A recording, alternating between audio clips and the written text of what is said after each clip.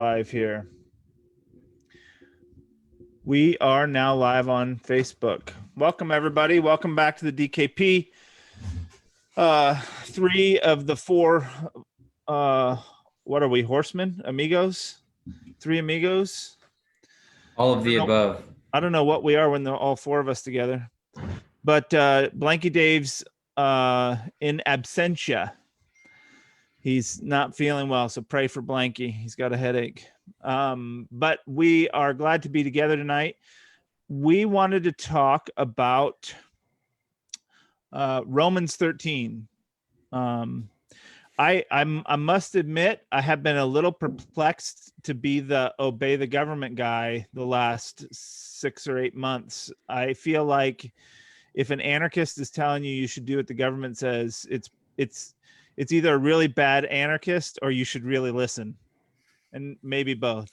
It's weird times to be a Christian anarchist. Right. It certainly is a weird time to be a Christian anarchist. But why don't you introduce us, Anthony? Why don't you open up some thoughts for us about how we want to approach this subject tonight?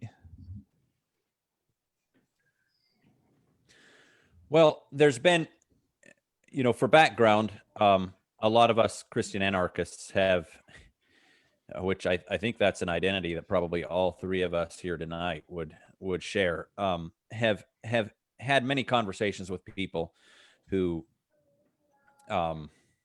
confront us with Romans 13. It's the quintessential obey the government Bible passage, and it's usually promoted in light of any kind of civil unrest or any kind of even criticism of the critique of the government tends to be dismissed and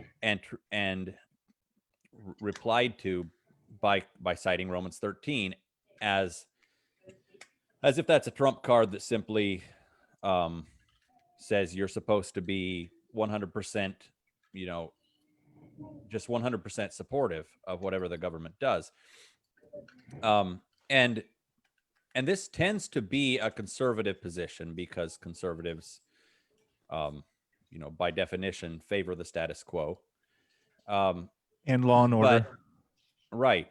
They're low in openness, trait openness. Right. They value order. They value authority. And so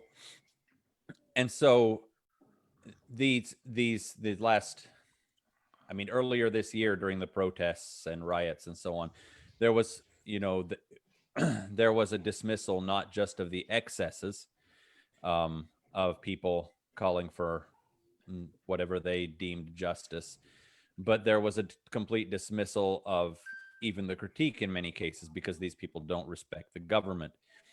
And Christian anarchists in that conversation are constantly saying Christians have a prophetic responsibility to critique the world systems. We don't resist with force. We don't meet violence with violence, but we do critique. We do call for justice. We do hold up God's standard against human standards. And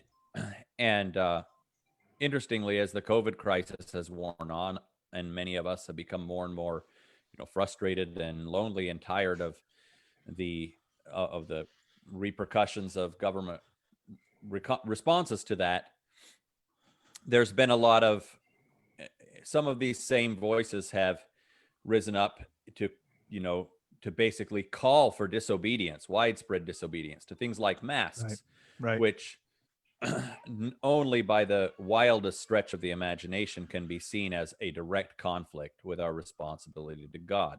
Well, I've never even seen anybody say it is. I've just seen people saying that it will lead to a breach of our conscience. Right. So the slippery slope argument, just because essentially the argument has been allowing the government to require frivolous things of you gives them power that they shouldn't have, and therefore you need to keep that power away from them and just resist all sorts of things that are not matters of right or wrong in order to prevent the government from having too much power. And now, as the election has unfolded, and predictably the sitting president has refused to concede and has mounted all manner of objections and, pressuring public officials to overturn the results of the voters and all of these things, his followers have increasingly been some of these same people who are very strong supporters of Romans 13, that you must obey and honor the government regardless, are now saying that we must not concede this election. We must, if Joe Biden is sworn in, he must not be viewed as a legitimate president, and we must not obey, and we must resist in every way we can. And this is, and the argument here, as I understand it, is that Romans 13 only applies to legitimately constituted governments. And Right. if we deem the government not to be legitimately constituted, then Romans 13 does not apply, and we are allowed to unilaterally just disregard it as it relates to a government we don't believe ought to be in power. So that's what we wanted to discuss tonight. What does Romans 13 say to Christians, and what are the implications for governments we view as more or less legitimate? What does legitimacy even consist of in regard to a worldly government? And what constitutes a government that Romans 13 does apply to, as well as related questions. So I'm sure Titus and Matthew have some thoughts on that, and I'll open the floor to you guys. Let me just share some relevance here, just to put a package on that set of ideas. I was just speaking with somebody. I don't want to give away too much personal information, but somebody who is struggling with this in their small church, and what it looks like. One of the things that's always bothered me is inconsistency, and I know a lot of people say that, but like it's forever since I've been anywhere near the kingdom, drove me nuts that the people that were against abortion were for war, and the people who were against war are for abortion. Like, that's just it. The irreconcilability of those premises has always just been like sand in my ice cream. I hate that premise of these inconsistencies, and there's a ton of that happening right now. And what it looks very much like, I don't know of many individuals or certainly groups of people that are very very into pure kingdom theology, and also just happen to not wear masks. Like, where I'm familiar with like standing against mask wearing, for instance, there's a complex of issues that's also believing in the election conspiracies, in some kind of pro-Trump nationalism. Even if we don't vote, we're very, very pro-Trump, or very, very glad that he's here.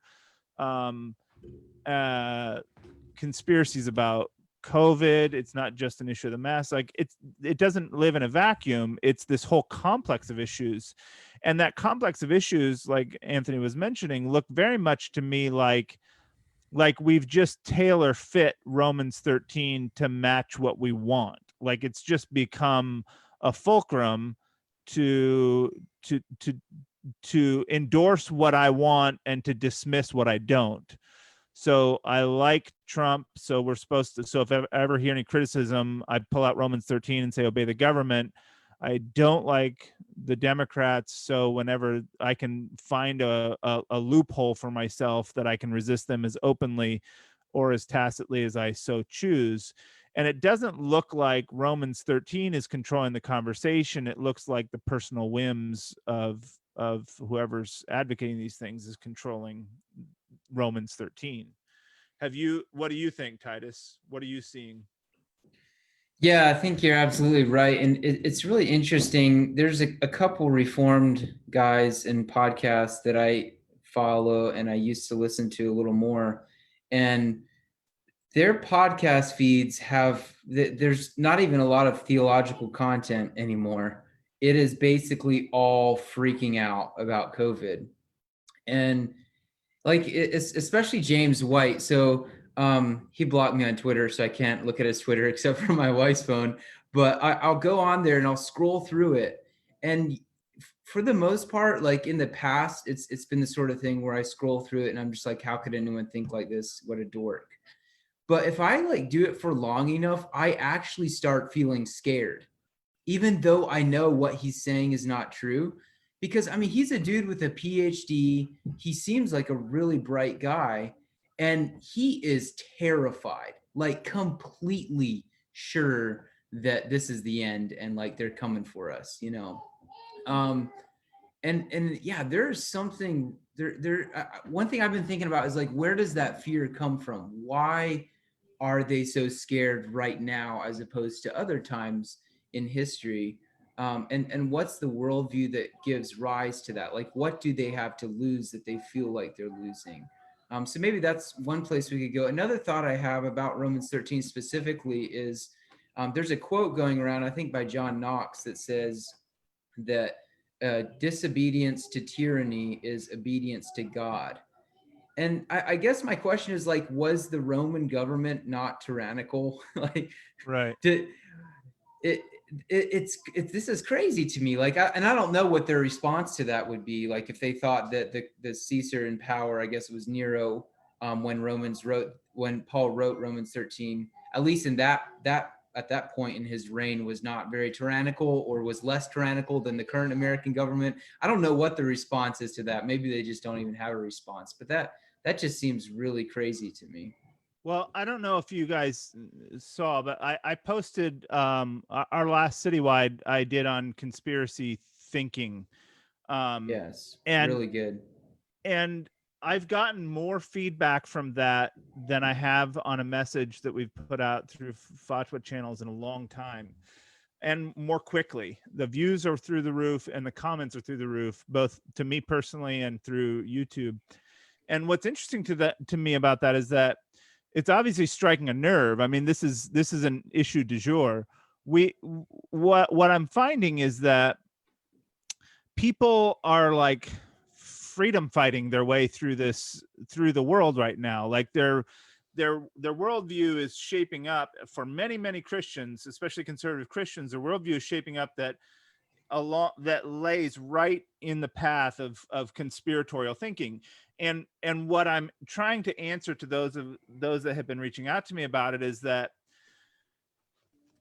this isn't, I don't want to argue data about COVID deaths. I don't want to particularly argue about the shape of the earth or election fraud. What I'm more interested in is what creates the mindset that's running on these tracks. And I know that's hard to do with somebody who's already on that track, but I don't have a whole lot of optimism about derailing those trains. But I would sure love to show people how to stay off of those tracks. And one of the things that I'm trying to highlight to people is that, so I have an email correspondence that I was just working on today. Somebody reached out to me and they were pointing out, like the signs of the times. Like, doesn't Jesus want us to know the signs of the times and be inquisitive? That's the tagline for the conspiratorial movement. Be inquisitive, or also known as do your own research, and have a questioning mind, so that, quote unquote, so that we aren't deceived. And what's interesting about that premise to me is that what Jesus doesn't want us to be deceived about is giving our allegiance or affection to a false Christ. And it is exactly those conspiratorial threads right now in current contemporary American Christianity that is doing exactly that. That's dividing people's allegiances and loyalties from Christ to some other purpose. And it's a really tragic irony that in the name of keeping myself from being deceived, and I'm figuring out the world, I'm figuring out the election, I'm figuring out COVID, I'm figuring out whatever, that's exactly the path that lies in giving up my affection from Christ. And I'm trying to focus on talking to people about what it means to have a single eye.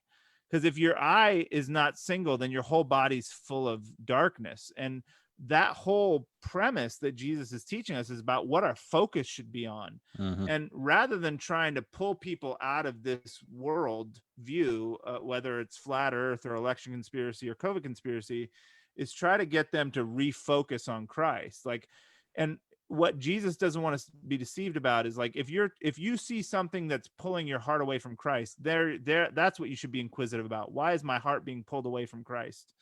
Though whether it's Nero or Pharaoh or Bush or Obama or Clinton or any of our presidents, I don't care who they are, they do what they do.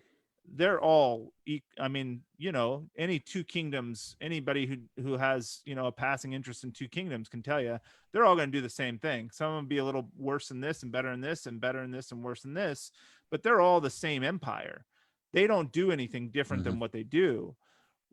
When you get embroiled in that world, that's when you have a problem.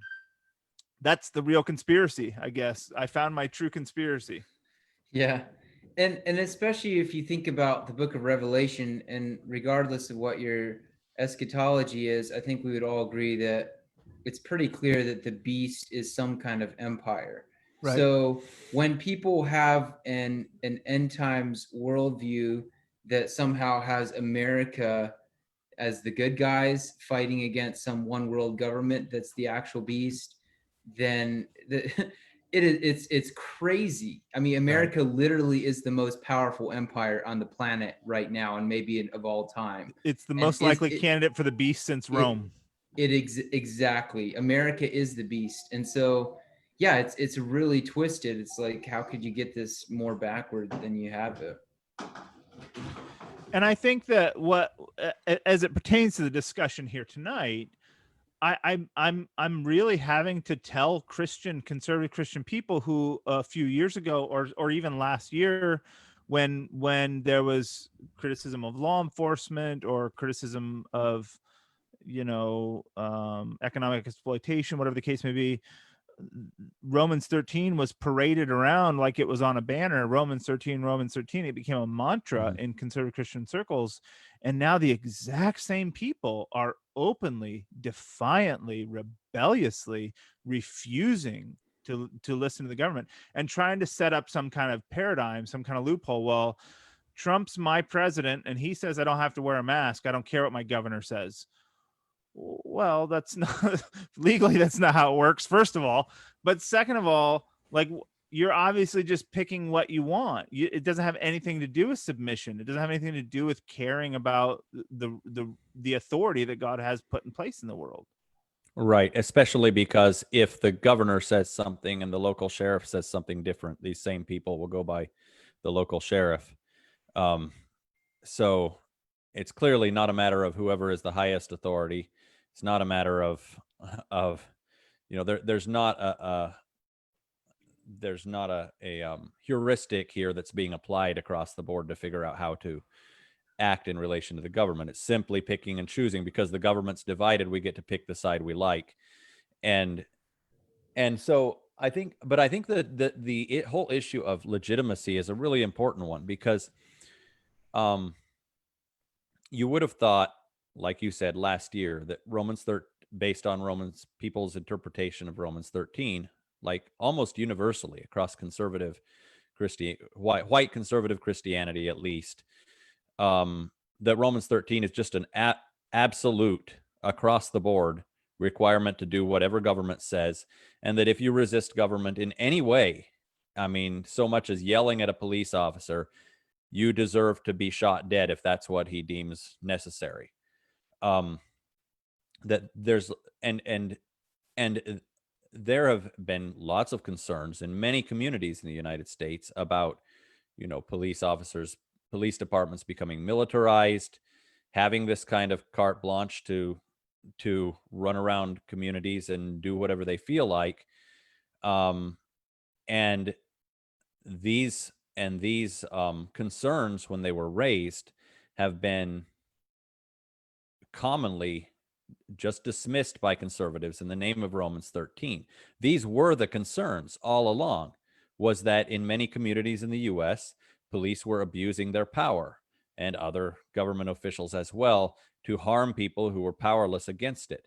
It's very much, and if you're now like, if you've now suddenly changed, people should at least admit that they've changed their minds about that.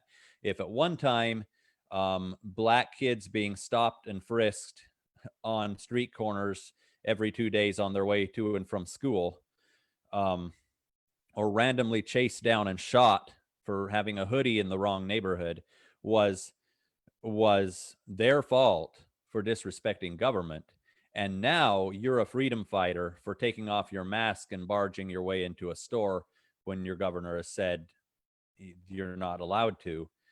You've changed your mind on this subject, like you have made a 180. And so this is what happens when we don't have a coherent understanding of how Christians are supposed to relate to government, and we're just kind of making it up as we go.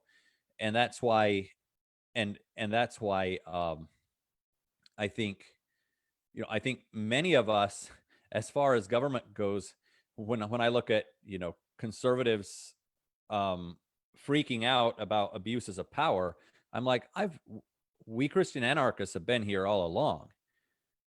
Maybe the reason you're so scared is because you thought the government was your friend all this time, and you didn't care if it beat up the other guy.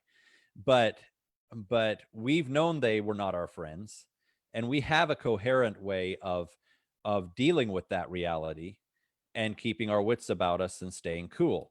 And that's what I'd like to talk about tonight, at some more length, if we could, is what does Romans 13 actually mean in relation to us and the government? And does it apply differently to a government we deem legitimate versus a government we deem illegitimate? And if so, how do we determine which is which? Right. Well, that's where I wanted to go too. I want to look at what actually, let's look at some of the rationale behind Romans 13 and how is it properly used. When we look at it, there's some interesting things that are said here. Let me just read a few verses so we have it just on the table. Let every person be subject to the governing authorities, for there's no authority except from God, and those that exist have been instituted by God. One of my premises about this passage, there's two like super critical things that I think should always be at the front end of any discussion about Romans 13. One is its immediate context, that Paul is writing this about Nero. So whatever you're going to pull out of Romans 13 has to apply first and foremost in its initial context to Nero. So whatever theory, what's that? Yes, who was a tyrant? Who was a tyrant who was slaughtering Christians by the end of his reign, lighting them like candles for his chariots. He cut off the author's head, no less, according to church tradition. So whatever we're going to come up with, this has to apply to Nero. Secondly, it has to apply unilaterally, because it doesn't say the governments that I like. It doesn't say the governments that I find amenable. It doesn't say the governments that I think meet God's purposes. It says that those that exist have been instituted by God. It literally means whoever's got the guns, whoever's got the power is the authority. And that's unilateral. That means not only does this, what we derive from this, have to apply to Nero, it has to apply to everybody. It has to apply to Bush, Pharaoh, Nero, Pol Pot, Kim Jong-un, Chairman Mao, Adolf Hitler. It's got to apply to everyone, wherever, all of them. And so we have to develop a comprehensive theory out of Romans 13 that makes sense in all those contexts. So that's the intro. And then it says, therefore, whoever resists the authorities resists what God has appointed, and those who resist will incur judgment. For rulers are not a terror to good conduct, but to bad. Would you have no fear of the one who is in authority? Then do what is good, and you will receive his approval. For he is God's servant for your good. But if you do wrong, be afraid, for he does not bear the sword in vain. For he's the servant of God, an avenger who carries out God's wrath on the wrongdoer. Therefore, one must be in subjection, not only to avoid God's wrath, but also for the sake of conscience. For because of this, you also pay taxes, for the authorities of the ministers of God attending to this very thing. Pay to all that is owed. That's kind of the punchline of that particular text. So there's some some significant consequences associated with that. So let's call ourselves out here now. Let's challenge ourselves first. When I say Trump is doing something immoral, or when I said that Bush's war was wrong, am I resisting the authority, and am I going to incur judgment by those statements? I'll tell you how I rationalize this case. There is indeed a prophetic witness that I think that the church has always had a place where it can speak moral truth to power. And so I think in line with that premise, if someone wants to dutifully wear their masks and obey the regulations and say, I think this is wrong and it's going to mess up humanity, I can't very well, like, I'm not gonna take them to task. Like, that's your opinion, you see that, whatever. But if you're talking about actually resisting and disobeying and rebelling against what are mandates that are not conscience oriented, then we have a big problem. Like, I think this is intended to put us in check, that our ideologies cannot run ahead of our obedience unless we're staking a claim that what the state is asking us to do is literally disobeyed God in order to obey them. So, for instance, if the state tells me to kill my enemy, then I have to openly and defiantly rebel against that command of the state. And they oftentimes, at least historically, kill those people, like Michael Sattler. But there's one thing to critique power. There's another thing to rebel against ordinances that are not immoral. Is that a distinction that you guys make as well? So one response that people will often make to that is that because America is a constitutional republic, or whatever they call it. I recently said that it's a democracy, and some people got upset at me for that. Of course they did. Whatever it is. I didn't even know that was a thing to get upset about. But oh, it's a thing. Anyways, whatever it is, it's constitutional. I know that Right. from my conservative bro friends. And so if someone makes a law that is unconstitutional, like wearing masks, my ultimate authority that Romans 13 is talking about under this form of government is the Constitution. And therefore I should obey that rather than the governor's mask mandate. How do we respond to that? I mean, besides laughing, first of all. Well, it's funny because it's a have your cake and eat it too. Those same people will appeal to Romans 13 to vindicate the Constitution. But Romans 13 isn't written about a style, it's written about a power structure. Like, I don't care what I don't care if it's a monarchy or a representative democracy or an oligarchy or a dictatorship. It doesn't matter. None of that has any bearing. The style of government has no bearing on the nature of its power. And the nature of the power in America is through these structures, these federal and local structures that we have that make order in the world, which is the real job of Romans 13, to make order in the world. That's what's behind all. That's the rationale behind this power, is to make order. It doesn't have to. It's God didn't ordain this structure so that we could wave flags. He didn't ordain this structure so that we could, have freedom of movement or freedom of religion or any of those things. He establishes this authority power structure for the purpose of creating order in the world. And that's how you get at a universal understanding of what Romans 13 is doing in the world, is what powers there are there to create order, to stop right. And well, evil, it's right, and do good and reward right. good. And it's a given, obviously, because Paul is talking about a tyrant when he writes this, Right. that these powers will not do that perfectly. They'll do it actually typically do it really badly, which means that they'll only reward good and punish evil some of the time. Other times they'll do the opposite. But the reason that the reason they're there is to put a check on the amount of total violence the world would experience if we had pure anarchy. So Right. so and there's another important thing to note about this, is that it's a built-in function of society. Government is, it's not something that, like, God doesn't every 4 years like send an angel down and pick who's going to be in government. God didn't send angels to the revolutionaries in the Revolutionary War in the United States, that formed the United States, and like give them instructions about how to take the rest of the land away from the British Crown.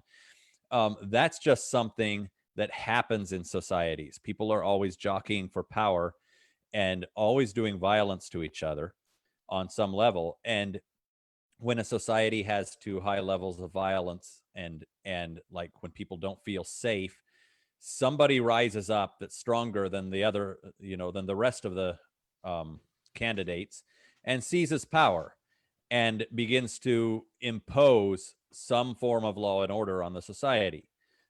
That's what Nero did. That's what Hitler did. That's what, I mean, the restoration of law and order was a big part of Hitler's appeal, and that's because people in a society that's collapsing or unstable, they don't know how to predict what's going to happen next. They don't feel secure in their homes and their possessions, and almost any government is better than no government. Right. And so, but human society has been set up, we've psychologically been set up to where we self-organize into a government. If there's no government, one rises. And that makes the violence that's going on in society self-limiting. And that's true. And I would argue that this definition of government, which is, like you said, Matthew, whoever holds the gun, applies to a cartel that's in charge of part of Mexico, for instance. Whoever has effective power in an area does promote some version of law and order that's better than just people shooting whoever they're mad at all the time and taking, the strongest guy on the block taking what he wants from the weakest guy. And so from that perspective, there is no such thing as a legitimate or illegitimate government. Any definition you would come up with that people would like to use actually falls apart anyway, because every legitimate government was an illegitimate government at one point by any definition you would choose. So the point is, Romans 13 isn't about legitimate governments. It's about whoever has the power. And it's not about just governments. And it's not about governments that have some kind of divine fiat to establish them, because they don't, except in a few cases in the Old Testament with the kings of Israel. So Well, it begs that's the an question, important foundation. how would we even determine legitimacy? Like, from a historical perspective, like, just like you said, like, every government emerging out of the collapse of some other, and usually in some kind of armed conflict. Like, imagine a scenario where China was to overtake the United States next year and completely destroy the White House and take all possession of the United States in a year's time. And now 5 years from now, we're all under some Chinese administration in America. What does the Constitution have to do with my life in 5 years under the Chinese government? Like, is that my legitimate God-ordained government, and I'm only subject to the mandates of the U.S. Constitution? That's absurd. Nobody thinks that way. It doesn't even make sense. It wouldn't be sensible to even, like, you can't even create a construct where that would be meaningful. If the Chinese government takes over America, then you're subject to the Chinese government. Like, that's just how all of this works. And it's an Achilles heel of the premise of constitutionalism, that it requires being held up in order to be valid. Like, if there was some other power over us, if the deep state took over America and abolished the Constitution, well, what then? I mean, I know what then if you're, Red Dawn and you're going to fight your way back to America, whatever else. But for us Christians, like, what an insensible conclusion. Like, we just obey whoever's in charge. Like, the ahistoricity of this position, especially for Anabaptist people, is just mind-boggling to me. Like, I always want to call Anabaptist people who are taking these kinds of positions sons of liberty, although I don't think they get it. The point is, they're just revolutionaries. You're just like the founding fathers. Like, you're not like the Anabaptist people that time. You're like the sons of liberty. You're conspiring to have your way. You're willing to overthrow whatever you don't agree with, and that's not Romans 13. Free sons, Yeah. free Right. brothers. Right. We have a couple questions here. I'll kind of address the first one, then I'll throw another one at you guys. But Jonathan Martin a while back said, what if wearing a mask is giving into a spirit of control, and thus resisting mask mandates is actually spiritual warfare and thus a conscience issue? Well, we're definitely supposed to do spiritual warfare.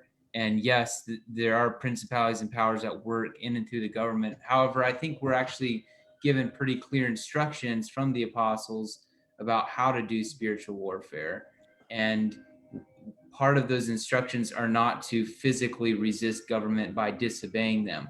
And I think the question arises, why? Like, is it because we're pushovers?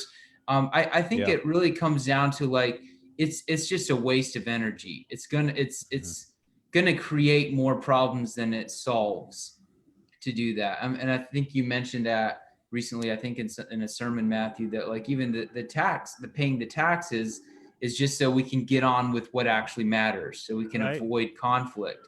And so, yes, we need to do spiritual warfare. However, we're giving certain marching orders about how to do that spiritual warfare.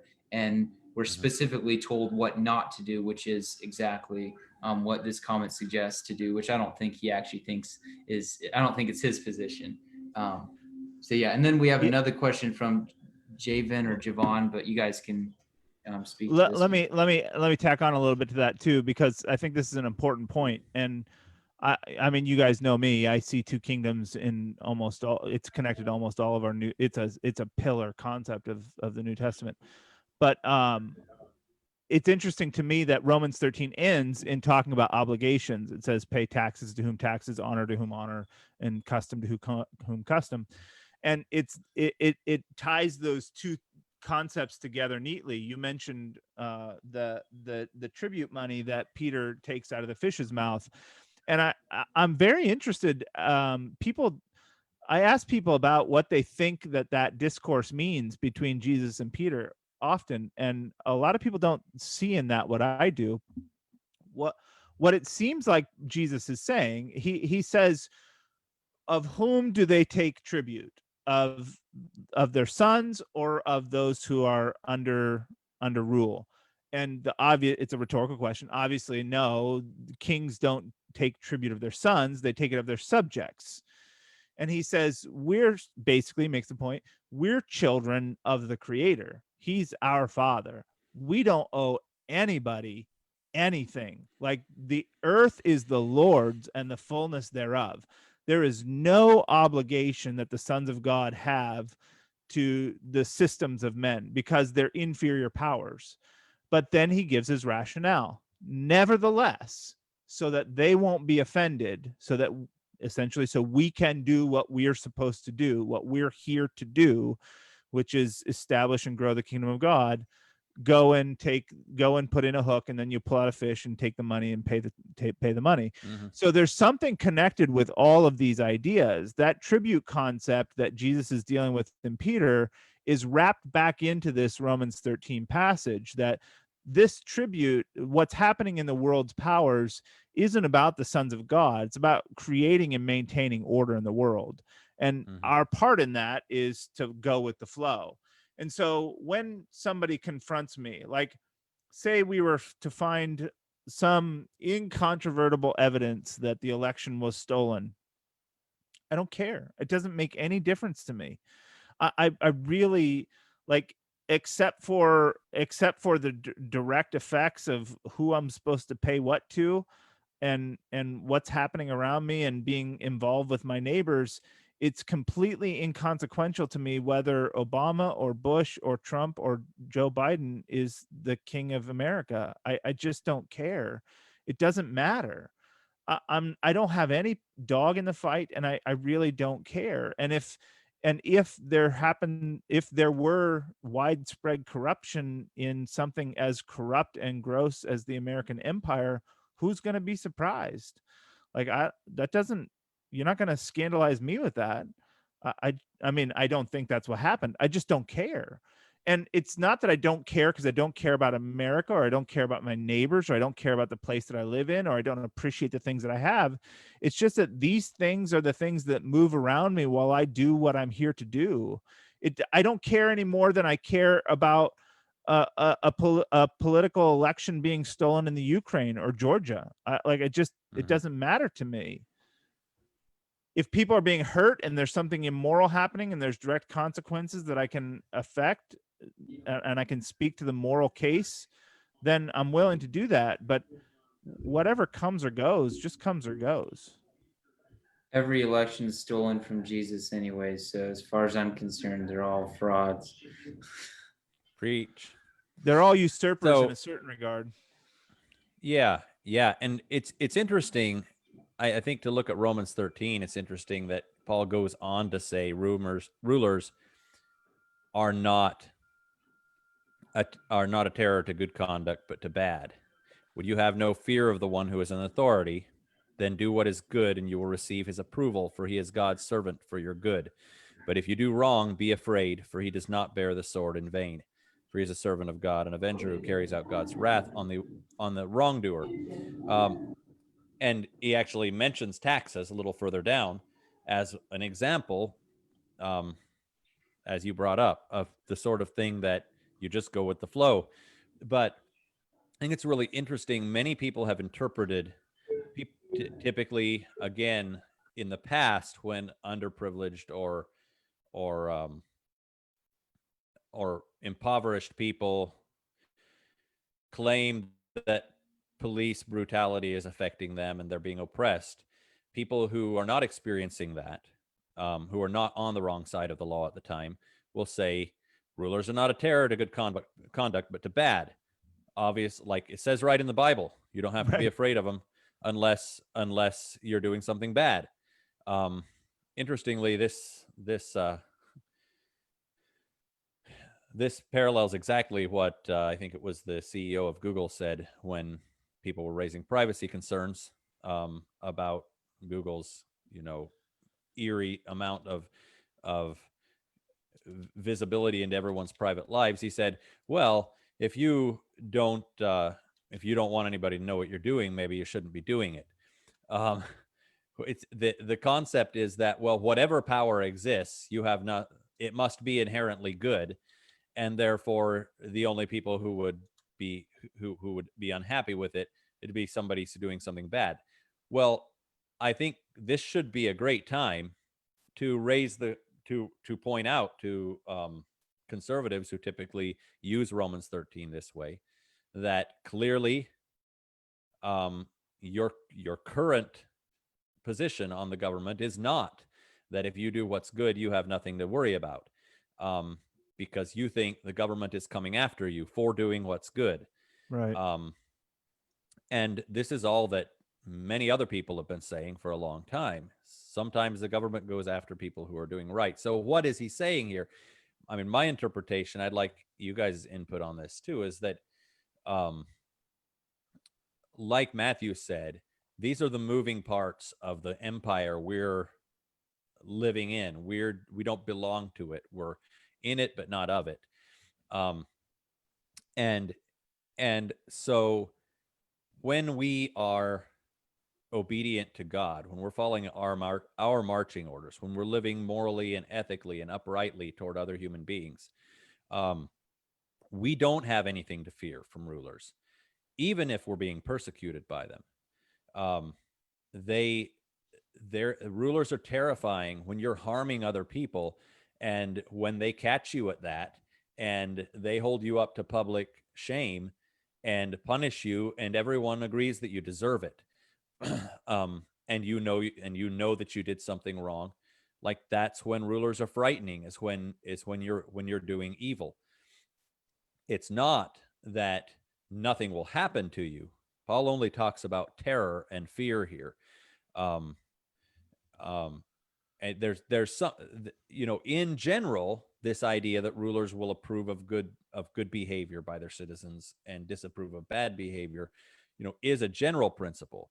But the principle that we don't have anything to fear from government is universal, because we know that our king ultimately um, is in charge above all of these governments, and therefore we don't need to.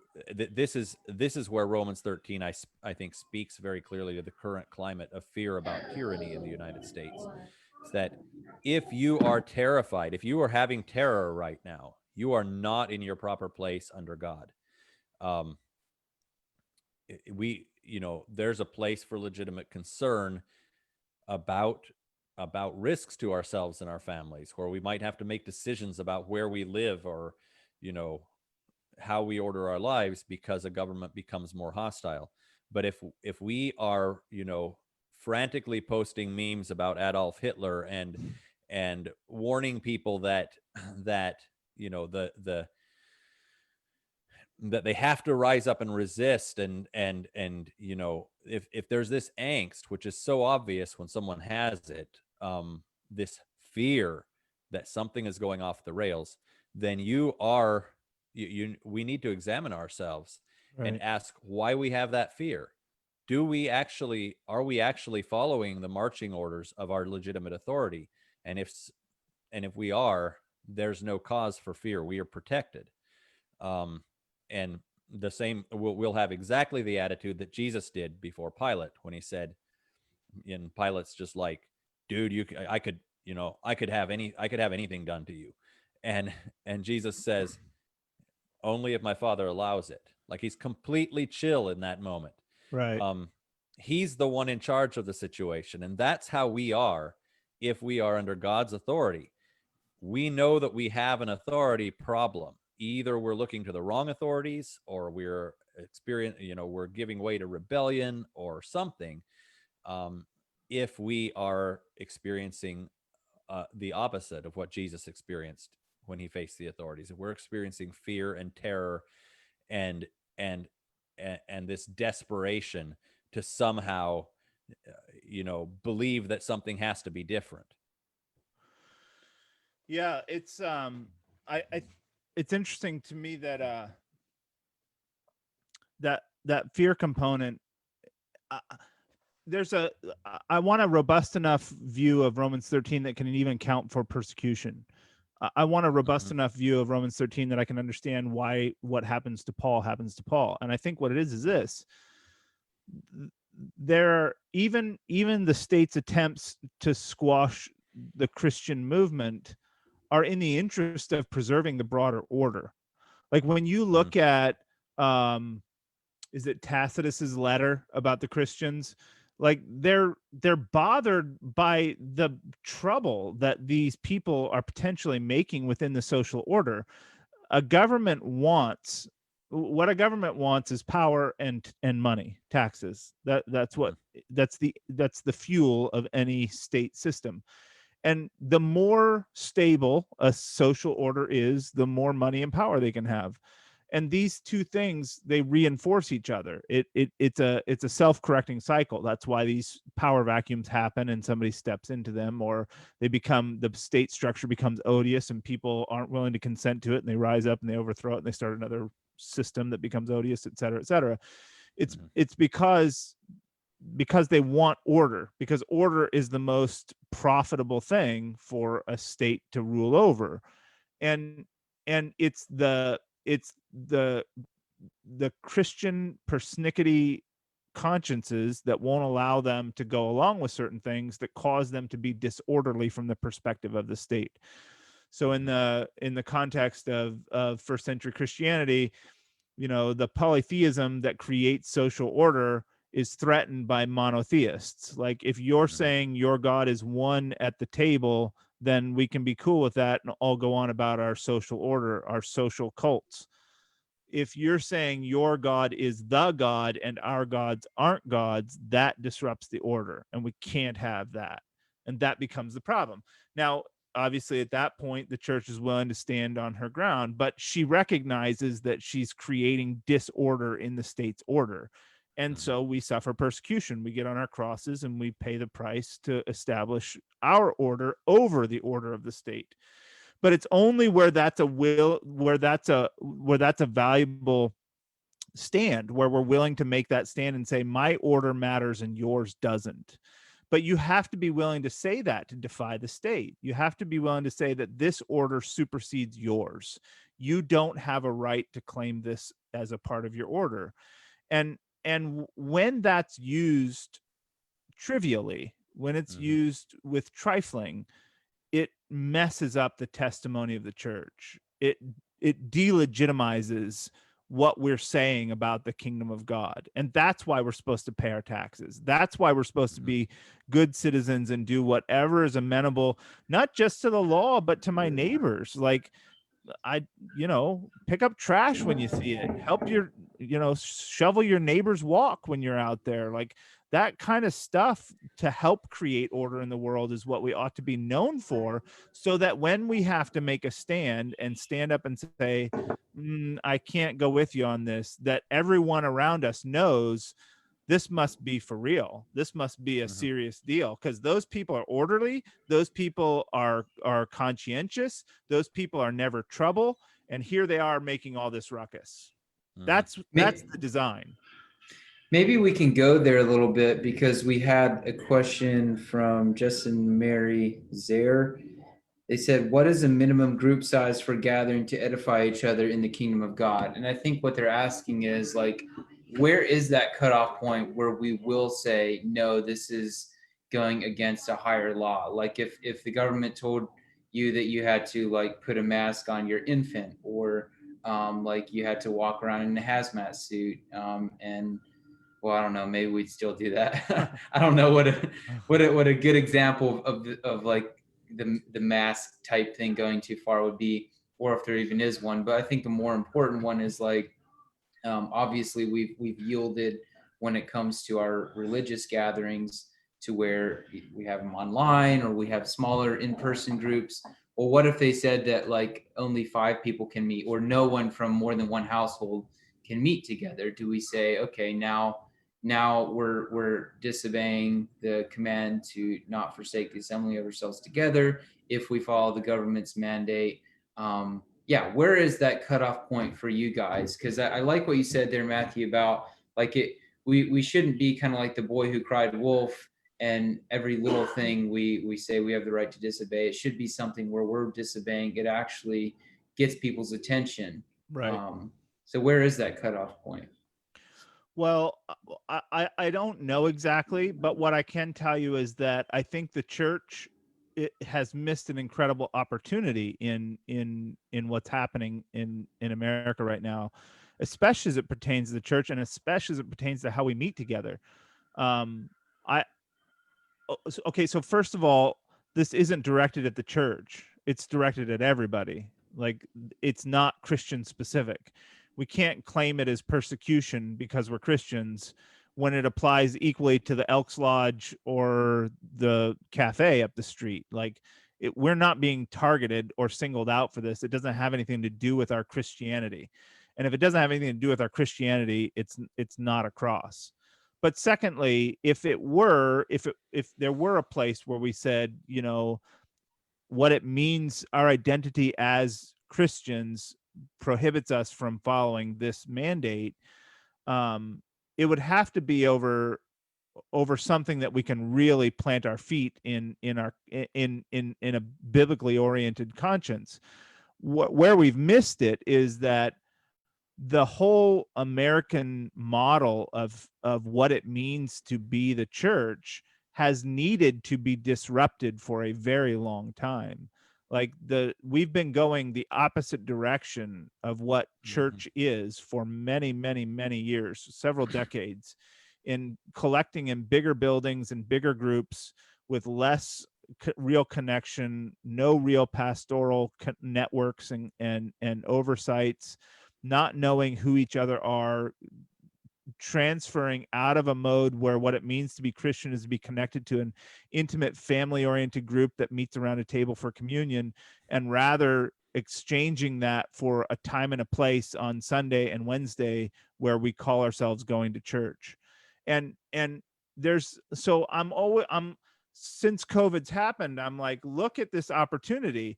We can shake up this whole American evangelical model and reinstitute real church life. Like, everybody has available to them now small integrated networks of fellowship instead of mega church and time and place meeting only church.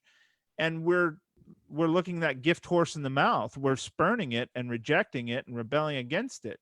Instead of fighting, why don't we just figure out how to be the church again? Why don't we figure out how to get a few people in a room, in a living room around a table, and have real church again?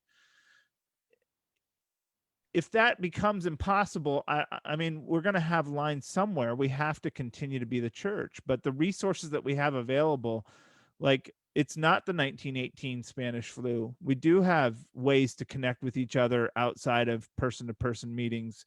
We do. I mean, the church in Boston, I'll tell you, for our perspective, it's hurt our fellowship. I'm used to having much more freedom to get around and see everybody. We used to once a month or so, every 6 weeks, we would get the whole church together in a basement somewhere and have our citywide meetings. And those were great times and we loved it. It was fun. So yeah, it's lame. We've had to move some of that to online. But by and large, because we meet in small house churches, we've been able to obey the government and not worry about it. Like, we're careful about how many people meet together. We stay under the limits that are prescribed by the government, and we just go on.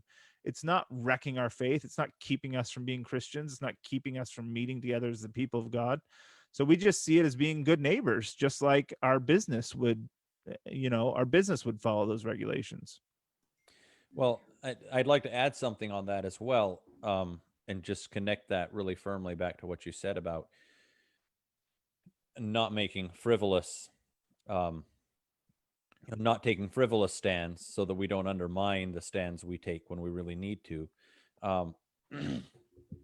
I know many, many churches right now who are not merely, I think there's a defensible stand to take for a church to figure out what's the minimum number of people we need, that we have to gather. As anything below this, we're not going to be able to hold our community together and support the vulnerable and hold each other accountable and whatever. That could be a principled stand. I don't think that number is 5,000 people under one roof, like we have certain megachurch pastors claiming it is. But I mean, if you're at that situation where your church will fall apart if you don't get 5,000 people together to listen to one man preach in person, then you're in a pretty sorry state to start with, and maybe it ought to fall apart so the Spirit could do something new in your town. But there is some minimum level at which we're not really being the church anymore. We're I think it really matters whether we're in person or whether we're doing a video chat. Like, those are not the same thing. We've all experienced the difference by now. Everybody knows that a video call is not like being with someone in a room. And so there's a principled stand to take there. But what I see is that many people are not even attempting to wait until they've reached that point. What I see is churches that are not only still gathering, but they're taking no precautions to distance people in the church building, even when, it's a church of 8 or 10 large families who could easily sit 6 feet away from each other and drastically reduce the risk of transmission. They could easily wear masks when they weren't singing, but nobody's wearing masks. There's no attempt whatsoever being made in too many places. It's as if it's an all or nothing proposition. We either treat the entire thing as the government has no business telling us to do anything, or else if we gave in to any of it, we would be submitting to a spirit of fear and bringing on the last days somehow. And if you to be very blunt, if you say that you're meeting in large groups because you have to obey the scriptural mandate to not forsake the assembling of yourself, and that it's a conscience issue, that's why you're doing it, and yet you're not distancing in any way, you're doing nothing to reduce the risk of transmission when all of your health authorities are asking you to, for the sake of your neighbors, then that's not a conscience issue. There's something else at play there. Because if it was a conscience issue, you would be doing all the things that don't violate your conscience. So It's a power before we even, struggle. exactly. So before we even ask the question of and I don't know, this is not an attack on the person who asked the question in our chat, because I don't know anything about your local situation. But before we have the right to ask that question, to grapple with, shall we defy the minimum gathering number, we'd better be doing everything we can within our conscience to honor the spirit of the health mandates that are designed to keep our neighbors safe. Once we have done that, once we have demonstrated that we care enough about that we understand how Christians are supposed to relate to government, we have some kind of coherent framework for knowing what should be a struggle and a confrontation and what shouldn't. At that point, we can ask the question about gathering size. And in our local in our local fellowship, which again is a house church, our gatherings are rarely over 10 people. Anyway, I'm not even sure what the current mandates in the state of Arkansas are, but they're not that strict. I don't think they apply to churches at all. But we are trying to keep our gatherings small. I think most of us, at least, are careful when we're out and about to follow the mandates, to wear masks when we're around large numbers of people. We've had our meetings outdoors when the weather allowed it. So we've done a lot of things to try to minimize our risk of transmission. We're very careful about not coming to the meetings if someone's ill. All of these basic things that you can do to drastically reduce the chance that your meetings are going to be a super spreader event. And as far as having large gatherings, it's just not an issue when you're a house church most of the time. Like, we would like to get together with other house churches in the area, like we do sometimes, and we've done less of that. But that's where we're coming from. It's cooperate in every way that we can. And then we're not going to be like flagrantly flouting public order if we choose one area where we say we're going to skirt the law on this because we feel like it's essential to do so. Right. Yeah.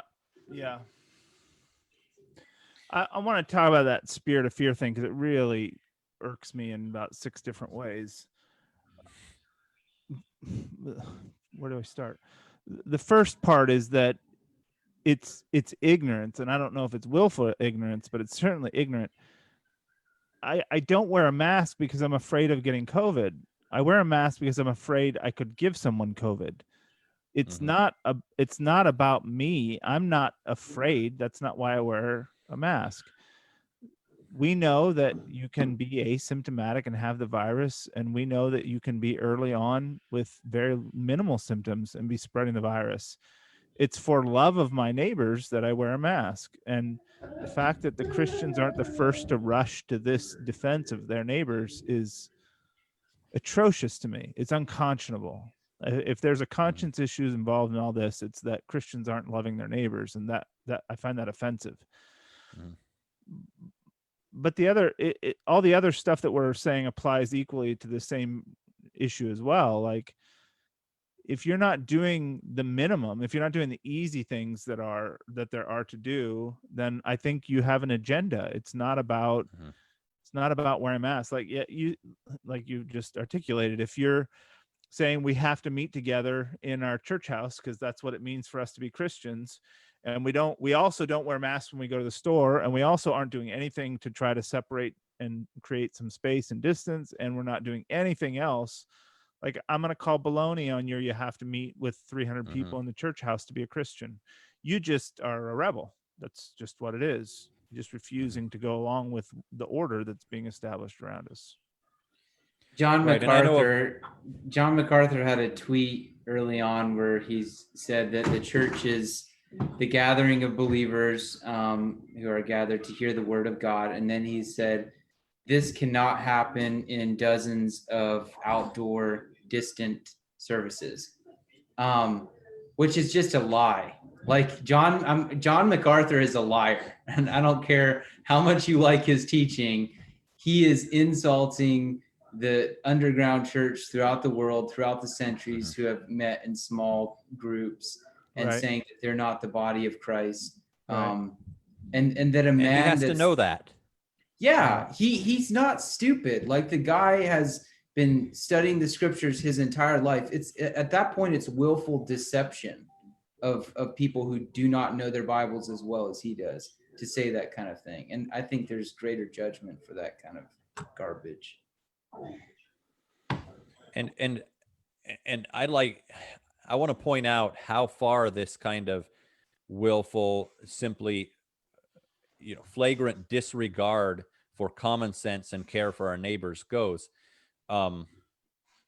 I know of a church near here, and I don't mind if someone from there hears this. If you're listening, this is what I think about there Let them where have it, Josh. where people went to family gatherings at Thanksgiving that were attended by people who knew that they were currently positive for COVID-19. They gathered for Thanksgiving, non-distanced, non-masked, as far as I know, knowing they were positive. Everyone who came to the gathering was alerted. Yeah, just so you know, somebody's going to be there with COVID-19. And so people from this church went there, went to the gathering all the same, and exposed themselves, went back to church the next Sunday, a fairly large, medium-sized congregation. There was a number of people at church who had been exposed to COVID-19 knowingly, and who did not notify the congregation. Nobody was wearing masks. They were not distancing themselves.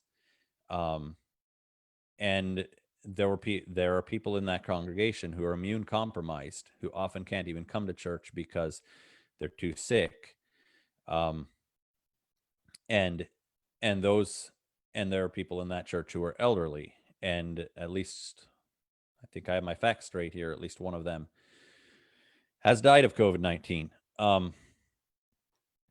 This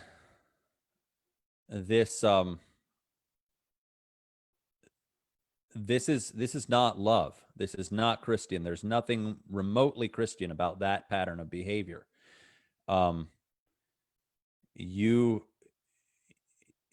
Whatever you believe about what the government should and shouldn't do, that's not how Christians behave.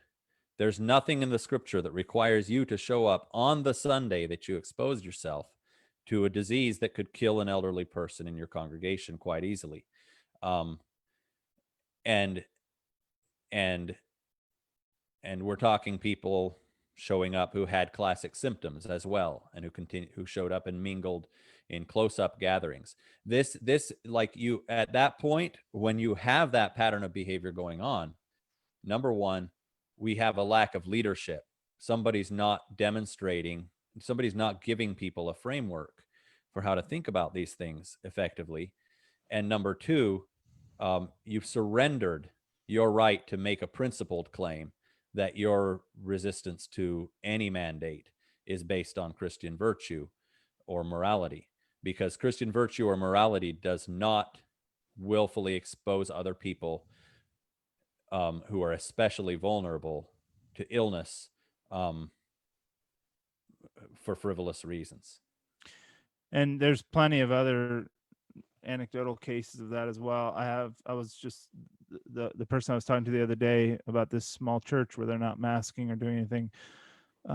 They had a similar experience. People came to visit them and for a weekend and told them when they left, oh, by the way, our daughter's at home with COVID, an immune vulnerable family with medical conditions who's been struggling now for months trying to recover from COVID. And it's so hateful to act that way. I just cannot imagine. I mean, I guess I can imagine, like, you have to recreate a world after your paradigm, after your own, your own, like, your own view of politics and how you want the world to be, and imagining all these things has to create a world where you just think it doesn't exist or it doesn't matter or whatever the case may be. And I know there's just literally thousands and thousands and thousands of people that are living in that world, and I don't know what we're supposed to do about that. Pepper asked if we're going to address relocation camps, and I hate to even dignify it. It's so, if I had a penny for every time I've heard a conspiracy theorist talk about relocation camps, I could invest in Eventide. It's silly. Well, I'm older than Pepper by some significant amount, and I can't remember when I wasn't hearing about relocation camps that we were all just on the verge of being shipped off to. FEMA camps. Do you guys remember FEMA right, camps? for sure. Of course. And all the paper coffins, they were going to round us up and shoot us in the head. Yep. And not only that, this country has rounded up Americans and put them in camps on a couple of occasions, and strangely, the same people who are terrified that they're going to do it now consider it to have been justified every time it's been done in the past. So I don't know what they're complaining about. The government wouldn't put people in camps. It has never demonstrated that it's willing to put people in camps unless it had a good reason. I'm much more worried about the prison industrial complex than FEMA relocation camps. And I hope people know that what I said about having a good reason was firmly tongue-in-cheek. Governments do sometimes put people in camps, but they don't do it nearly as often as I've been told they're going to. So I guess there's comfort and reinforcement both. We're getting links now to. Oh, I know, it's going to be an endless tirade. I shouldn't have said anything, but here's the thought experiment, right? So I'm a Japanese Christian in the Second World War. Am I supposed to fight the government and not go to the Japanese internment camp? I mean, what's the point? I mean, I would, if that happened today, if they were going to round me up and put me in a camp, then round me up and put me in a camp. Like, I'm not going to fight the government over it. That's what were the Japanese Christians supposed to do? Somebody who's worried about that, go ahead and tell me what. Were they supposed to mount up a resistance and fight the United States government so that all of our Japanese citizens didn't have to go in the internment camps? Thereby reinforcing the fear that they were a third column or fifth column within the borders of the nation. Like, it's like some people can't handle the idea that Christians were sent as sheep among the wolves. Right. Like, they really are wolves we're surrounded with. And we really are sheep. To that, if you're just waking up to that this year, welcome to the party. There we go. COVID detention camps. There just is. Supposed to at least acknowledge the fact. I don't know anybody living in one. I don't know any facts about it.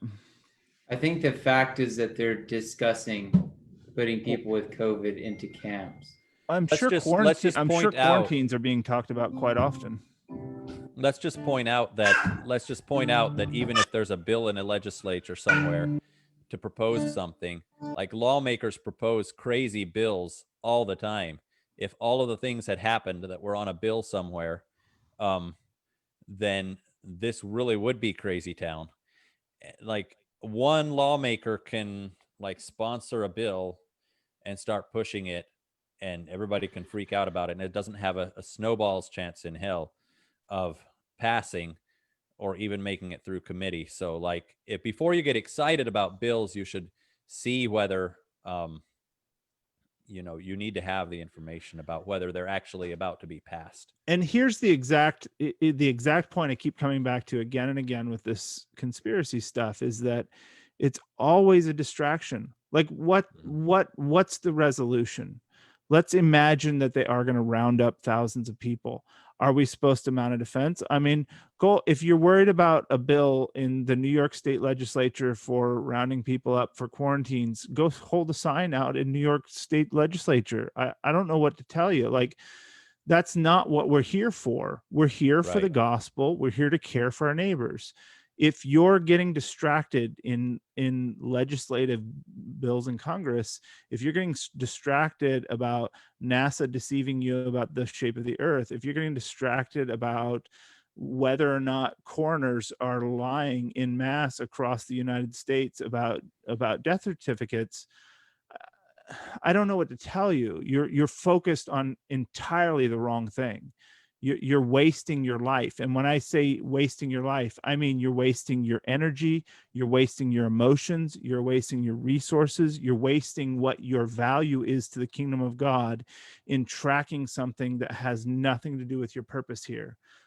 Focus, get your eyes back on Jesus. Get your eyes back on your task and your obligation about what it means to be his body here, and get busy doing something meaningful instead of tracking silly bills in some random state legislature. It's not our job. It's not what you're here for. If you live in New York and you know that an imminent roundup is about to occur, that might not be a bad time to move out of state, but if there's some sort of mass takeover by hostile elements to our faith about to happen, then what the apostles would have done is rejoiced that we were counted worthy to suffer, and prepare to watch the gospel blossom under pressure and hardship.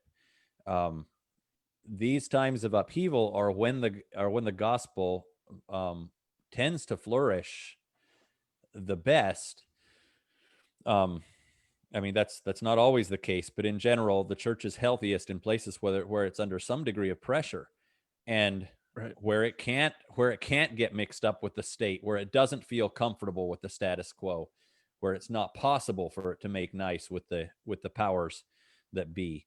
And so if that's about to happen here, I think it's good news for all true believers, because it gives the kingdom of God another chance to demonstrate its superiority over the violent powers that are trying to crush it. Yeah. Well, is there anything else we should do to wrap up? I'm just wore out with all the conspiracy stuff. Maybe we should invite them in and have a face-to-face conversation rather than. It's not quite fair to have comments versus live stream. It's not fair. We gotta let people call in. Sometime we need to do that. We need to bring the Conspira Bros in. You think posting links can derail a conversation? Wait till you got somebody on a live feed. Well, we can give, if we had to, we could give everybody a certain here's what we could do. I have an idea. Let's put a bet. Let's put money on this, that people are going to be put into containment camps in America who have COVID-19 en masse. I will put $100 on it, and I'm saying this publicly. I will put $100 on this, that this will not happen.